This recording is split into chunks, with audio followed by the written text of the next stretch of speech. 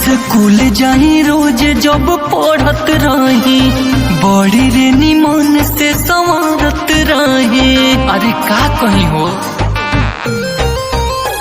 School जाई रोज जब पढ़त रही बड़ी रे निमन से संवरत रही। का कहीं सखी अब डर लगे एने उने झाँकला से कजरा लगावल छोड़ देनी है तो गोलावन के ताकला से। का कहीं सखी अब डर लगे एने उने झाँकला से कजरा लगावल छोड़ देनी है तो गोलावन के ताकला से।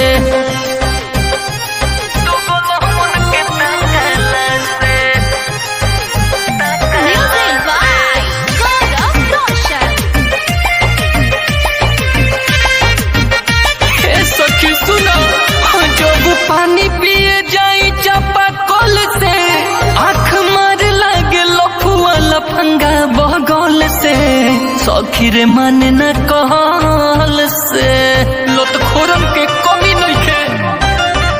लगे हम सखी कुछ कर जाई बड़ी गम सखी जियते मर जाई। धीरे धीरे रोडवा पे चलिले हम डरिले मटाकला से कजरा लगावल छोड़ देनी है तो गोलावन के ताकला से। का कोई सखी अब डर लगे इन्हें उन्हें झाँकला से कजरा लगावल छोड़ देनी है तो गोलावन के ताकला से।